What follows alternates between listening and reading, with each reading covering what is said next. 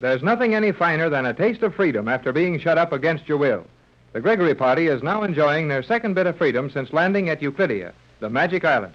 When Jerry and Joan set out to do a little detective work in the lower levels of the island, they were only hoping, and rather faintly hoping at that they might possibly discover some weak link in the Euclideans' plans to keep them prisoners. They had more good luck than anyone expected and found one of the fast submarines with no one guarding it. Mrs. Gregory and the captain arrived at the same time, and with Joan at the controls, our four friends have helped themselves to the 100-foot submarine.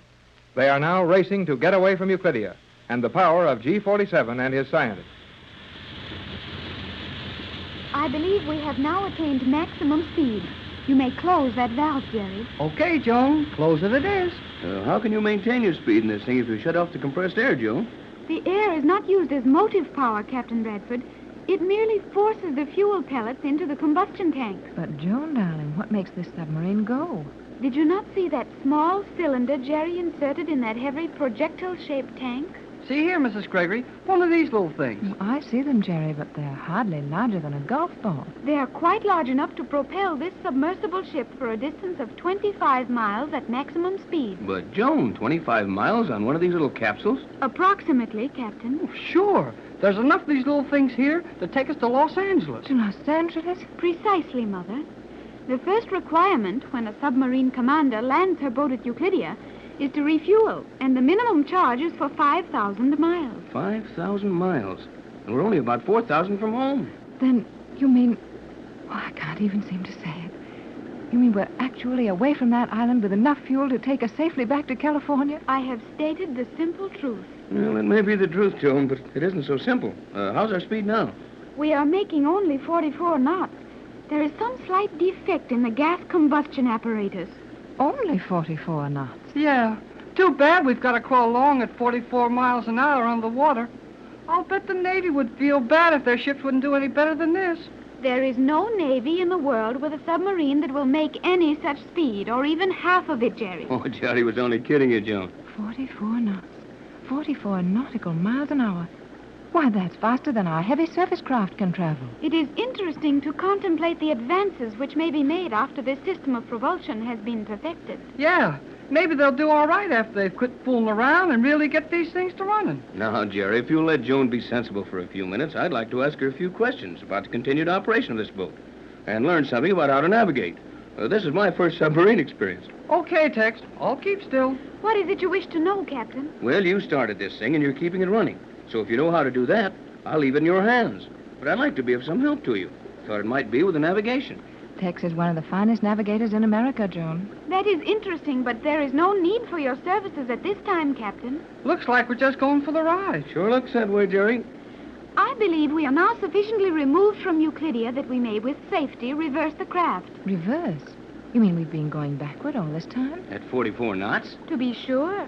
I explained that when we left the island. Don't you remember Joan saying that she didn't dare turn the sub around for fear it would make it such a fuss in the water that the Euclideans might get wise? Yes, I remember. But in the excitement of getting away, I'd forgotten it. And we've been running full speed astern for the last 10 minutes? Precisely. I don't see why we can't feel that, Joan. I can't ride backwards on the train without feeling it. On the train, you know you are riding backward, do you not? Well, sure. But why? I will give you the same sensation here if you desire it. You'll give us a sensation? How can you do anything about that, Joan? We've been steadily running backward, and I hadn't noticed it. I will open the visibility slides in the sides of the submarine. Hey, don't let that water in. The water will not come through that transparent steel, and you should know that, Jerry. Yeah, I did see it before. How wonderfully clear those openings are. Everything in the water is as plain as day. Yeah, now you can tell you're going backward all right. Seeing that marine life scooting by in the wrong direction could be mighty upsetting. I think I'd just as soon go forward, Skipper. I will now reverse the craft. What, at this speed? We will lose momentum gradually. I will cut off the power and run in a wide arc. How could this thing be so noiseless all at once, Joan? We're still rushing through the water. Why don't we hear the water as we did before? You did not at any time hear the rush of water around the ship, Captain Bradford. You heard the water passing through the power channels. That steel is not noiseless, as it is much more simple to check your power if you can hear it. But the rest of this boat is made of noiseless steel. Yes, Mother. Boy, You sure see things when you go riding with these Euclideans. I am no longer a Euclidean, Jerry. Good for you, Joan. Then you'd better remember that when we start to tell you how dumb they are in my world. Joan will soon be of our world, Jerry. That will make me very happy, Mother. In less than 80 hours, we will arrive in Los Angeles. Golly whiskers. I can't think of anything better than that to say, Jerry. It's almost too much for me.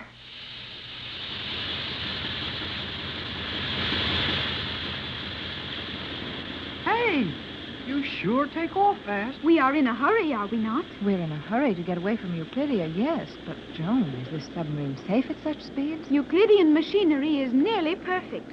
Speed has no effect on this craft. Well, it sure has some effect on me. Are we doing full speed already? The maximum will be attained in a few more seconds, Captain. One thing nice about these things, they sure make up their minds plenty fast. Joan, I don't mean to worry you with a lot of childish questions, but I'm interested in navigation. Now, how do you know where we're going? Just what I'd like to know.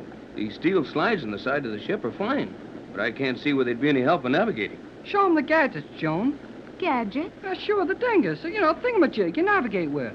There is nothing like that here, but I will show you how the instruments operate. Oh, that'll do just as well. Well, I don't see any instruments, at least not enough to run a submarine with. We seem to be running all right, though. Operation of this submarine is very simple. I will pull down the chart of our present course. Our present course?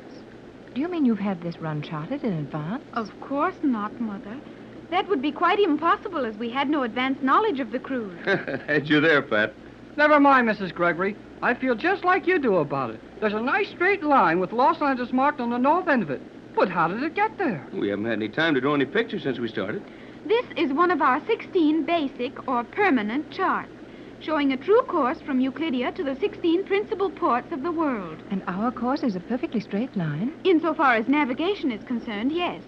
Although we will naturally deflect to avoid striking any undersea mountains. Hey, I hope we do. Yes, but what are you steering this thing with?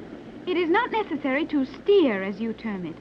I have merely set this lever at the point marked Los Angeles, and in good time we will arrive at that destination. But it's impossible to sail a straight course for that distance.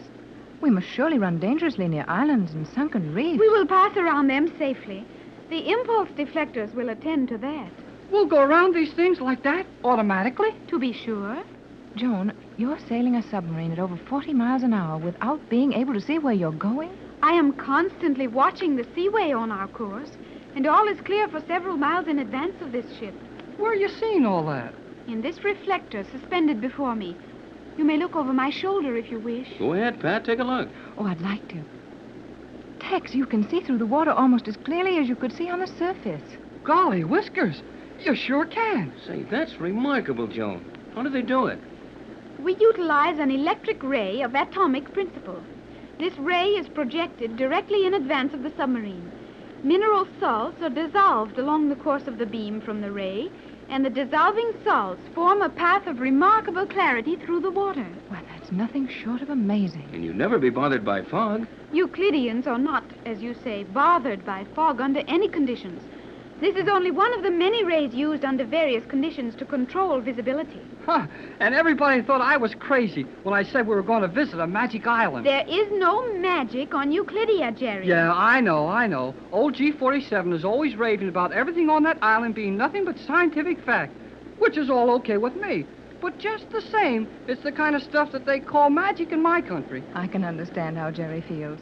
When you see our world, Joan, and when you see how far we are behind Euclidia and all of our machines and inventions, you'll be able to understand why this seems like magic to us. I will try to understand. Do you realize that when this submarine plows into Los Angeles Harbor, that we'll be the most famous people in the world?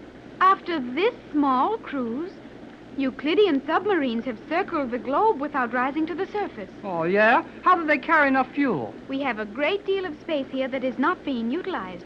It is possible to carry fuel for 50,000 miles. Well, no matter what you think about this cruise, there's going to be a lot of excitement when we dock. Tex, this boat is armed, isn't it? My guess would be yes. You bet, with a capital Y. They've got enough trick weapons on board this thing to capture more than Los Angeles. Well, isn't that going to present something of a problem when we sail into the harbor? Entering a port with an armed vessel is something that takes a little preparation. Well, I think we can square that, Pat. After all, the government must have an idea as to what we're up against. But what can we do if they won't let us into the harbor? It's not a question of getting into the harbor. We'd be in there before anybody could stop us. What I don't like is the idea that someone will spread the story all over the waterfront. We'll have our hair full of newspaper reporters and newsreel cameras before we can protect our secret. You will not wish it known that a Euclidean submarine has brought you back to the United States? Why, Tex? A Euclidean must have agents in every country.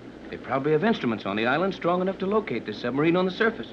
They'd pick the news out of a dozen news broadcasts in an hour. I'd like to keep this quiet until I can get to the government agents. Take the proper steps to protect ourselves against the Euclideans, as well as to lay our plans about going back to take over that island. But we'll have to come up somewhere, Tex. And if we don't come up in some harbor, well, we'll never reach land, and I don't see how it can be helped. Can you offer anything, Joan? That is a simple problem. Maybe it is to you, but it looks plenty hard to me to pop up out in the ocean someplace, hide a submarine, and walk into the harbor. Jerry may be sketching it rather broadly, Joan, but that's what we have to think about. I will take care of that. When we reach a position within 5 miles of the harbor, we will submerge to the ocean floor.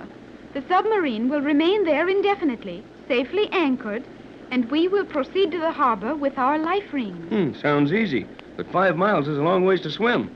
If we could get out of a submarine on the ocean floor and reach the surface alive. Yeah, it's no sense to try to get from a sub to the surface. With the equipment I will show you, it will be easy.